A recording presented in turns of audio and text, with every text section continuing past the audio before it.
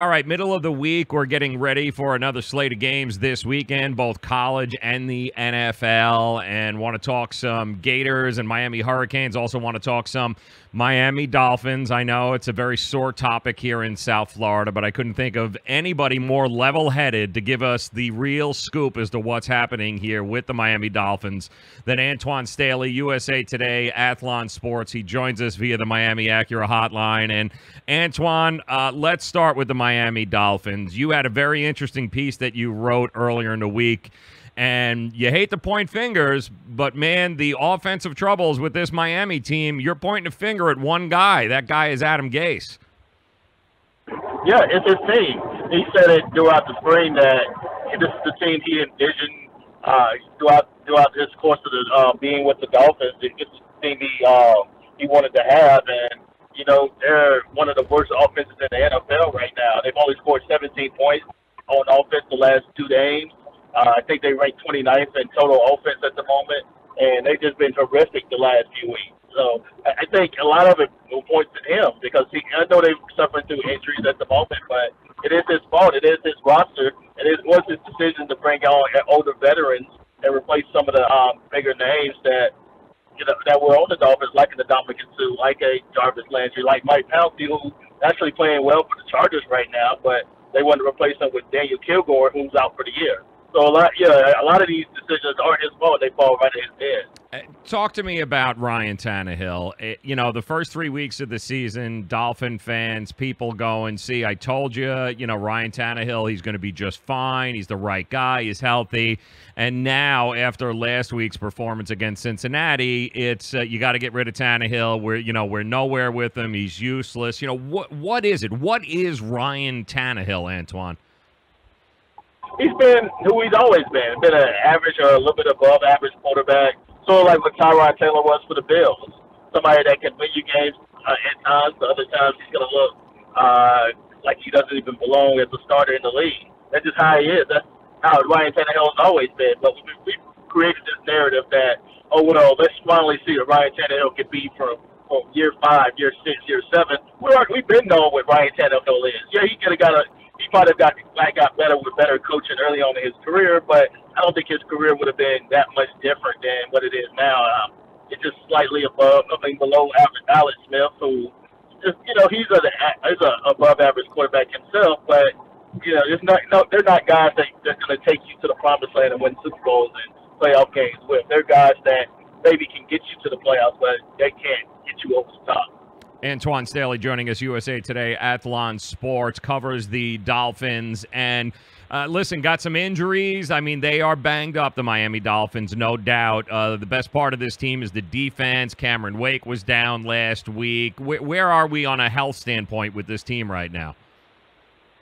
Well, Bobby McCain, he's practice limited today, what I understand. Also, Larry Tunsil, he suffered a concussion on Sunday against the Bengals. He did practice today, but he's still in the concussion protocol. Andre Branch also returned to practice as well. We'll see about Cameron Wake and if he can practice throughout the course of the week. He was not out there, but yeah, it's going to be interesting because they have a ton of injuries, and we're just 5 weeks into the season, and it's not going to get any easier, especially considering they don't have a bye week until another month from now, and they also have the Chicago Bears coming to town, who have arguably the defensive player of the year right now, Khalil Mack. Yeah, not going to be easy. The defense certainly is going to be one that they haven't seen to date yet. But if there is a good story, Antoine, it's maybe we're starting to see the value of a Laramie Tunsil, and maybe we're starting to see that this guy was worth the the pick, and the way he has progressed from last year. That should at least be exciting for Dolphin fans. Yeah, I think so. He's definitely playing a lot better than what he did last year. You have to remember, that was his first year in the NFL as a left tackle. And the previous year, he had played at left guard. And I know some people may think, well, it'll be a smoothest transition, but it's not. You're playing against, as a guard, you're playing against defensive tackles mostly. And left tackle, you're playing speed rushers to us. And you have to get adjusted to that NFL-type speed rusher. This is not even the SEC where you have a lot of big guys that not necessarily faster than you. You got 300-pound guys that are running past you that are just that are faster than you are, and you have to be able to adjust to that. I think that was a tough time for Thompson last year. Yeah, man, it's been impressive, and this is a different team, certainly the offensive line with him in and not in the lineup, and we saw that last week. But once again, it comes back to, why are we not getting Kenyon Drake more touches? Why are we not putting the ball in his hands more? Is it again an Adam Gase thing? Is it a scheme thing? Like, why are we not getting more Kenyon Drake touches? It's an Adam Gase thing. I think so, because he's just not a guy that likes to run the football. He's going to air it out. And my biggest criticism of him, there's been situations where they've been run, where they should run the ball when they pass. Perfect example was a 3rd-and-1 call in the third quarter of last week's game against the Bengals. You had to lead. You were up 17-3 at the time. Why not just run the ball, keep the clock moving? Instead, you end up throwing the ball down the field to Kenny Stills, which was incomplete. And now you have to punt. And I felt like that was a game changer, and it was one of the things that changed that game. Why not just run the ball with Frank Gore, who had had a good day up until that point? I don't get what Adam Gase is thinking. Why throw the ball? Why you feel like you need to throw the ball when A, you don't have a quarterback like a Peyton Manning on your roster, and B, when you have the run game is being successful? I can see if Peyton and Tom Brady, they don't necessarily need a running game to be successful, but as you know, Ryan Tannehill is no Peyton Manning. No. So, yeah, you need a really good running game and some good surrounding cast for him to be successful. Antoine Staley joining us, USA Today, Athlon Sports. How close is Adam Gase to losing this team, do you think, Antoine? Another heartbreaking loss against the Bears, maybe one or two more? Are we very thin here as far as the morale going on with this team right now?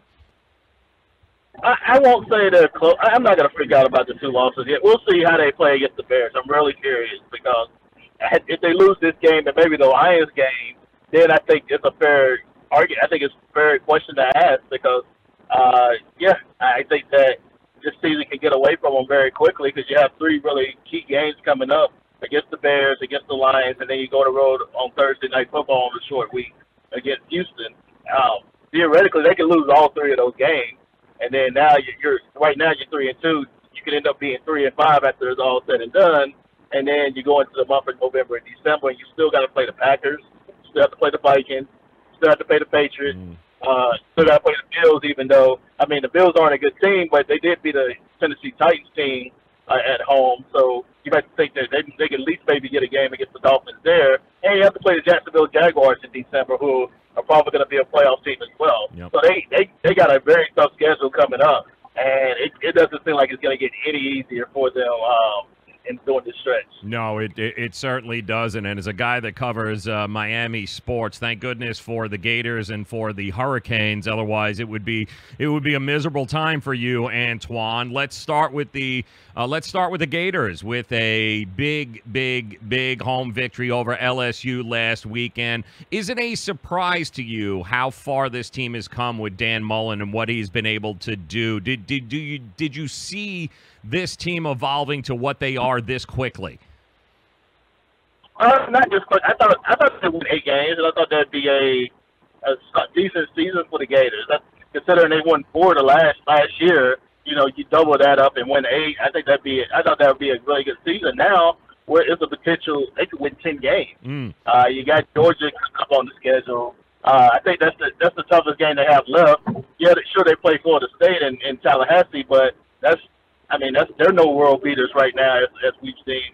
The Hurricanes did end up beating them by a point, but there's no reason why Florida, with the talent they have, they can't win that game.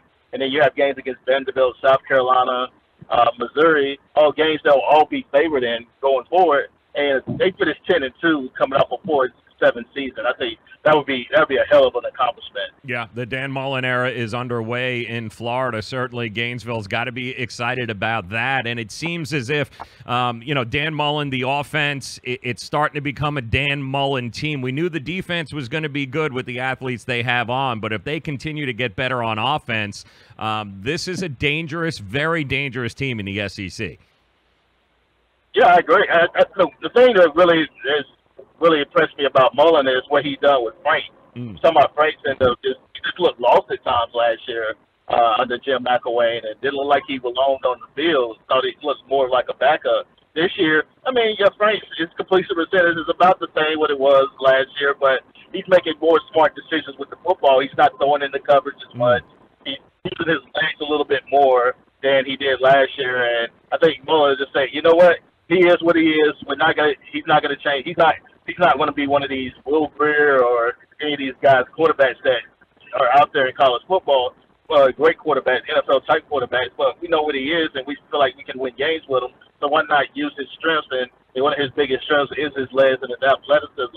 I feel like the Gators have done a good job with that. Yeah, and then of course the Miami Hurricanes at home taking on the rival, the Florida State Seminoles, who are not the same team. Although yes, it was only a point victory, and it still counts as a win. But there is still a lot of concerns with this Hurricanes team moving forward here, because a lot of very undisciplined, a lot of sloppiness. That game should not have been as close as it was. So there's still some work to do in Miami with Mark Richt and the Hurricanes. No.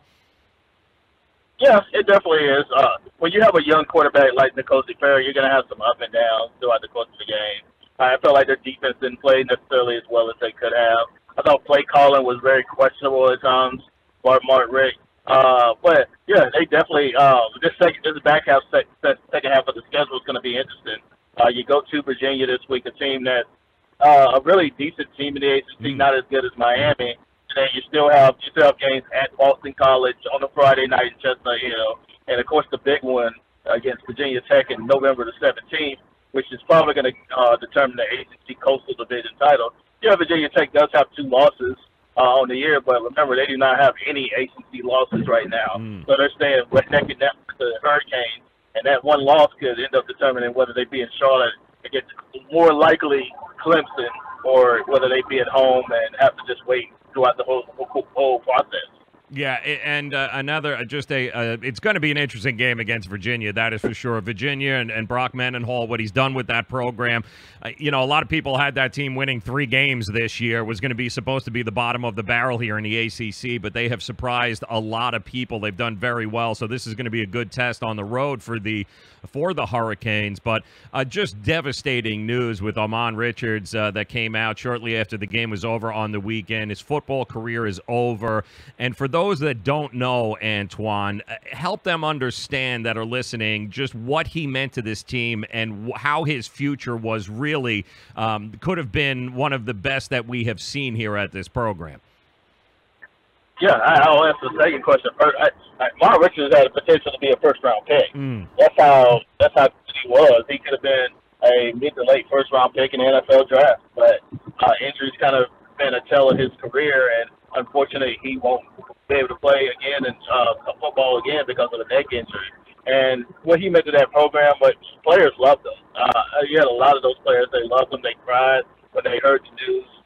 Obviously, the news was released right after the game, which kind of took a lot of the luster off the beating Florida State, a game that you feel like, well, yeah, you beat Florida State for the first time in Miami for the first time since 2004, and then you hear that heartbreaking news that Richards he can't continue his career, and yeah, I thought a lot of players ended up feeling bad for him. Some players, Mark Richt in general, didn't necessarily want to talk about it after the game or even the day after during his teleconference. But yeah, it really hurt. It really stained this program big time, because this is the second player they've lost to a career-threatening injury in the last year. They lost Young last year, the cornerback there.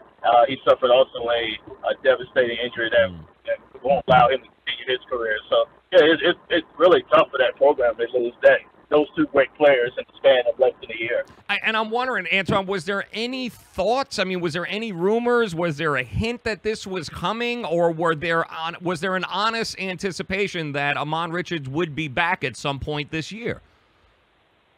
Yeah, that was the general consensus that, yeah, he had an injury, but I don't think anybody thought it was career-ending. They might have thought it might have been season-ending, but career-ending and season-ending are, of course, 2 different things. I never heard anything. I think this was news to everybody once it broke, and of course Barry Jackson of the Miami Herald broke a great story about it. But yeah, it was news. This was a shock to a lot of different people, and even inside the program, it was still a lot of shock there. Yeah, no, it was heartbreaking when it came out, and it did take some of the luster off the excitement of beating Florida State. But listen, he's got the rest of his life. You know, football's one thing; he's got a whole life ahead of him. So we wish him nothing but the best. And you came out recently with your midterm reports here with both Florida and Miami. So what were the grades? Give me a grade for Florida. Give me a grade for Miami here thus far. I think after that LSU game, he kind of has to go with, I would say, a B plus. Okay. I think they looked as good as you could coming off that LSU loss. I think had they beat LSU, I mean, I would have given them an A. But yeah, I think they looked impressive and they've gotten better and better each week. The Florida State game shouldn't have been as close as what it was, but I think them putting in Coach Perry, I think really changed their offense, and I think now they have a legitimate shot of going 11-1 and playing in the championship. Yeah, and that's really what it's all about. The goal remains the same here. Get to the ACC championship, and the rest is going to take care of itself. So definitely recommend you guys checking out Antoine Staley, USA Today, Athlon Sports. Nobody covers the Miami teams like he does. Make sure you subscribe. Check him out. Antoine, appreciate the time, my friend, as always. Enjoy the games this weekend. We'll talk again soon. All right, you take it easy, Joe.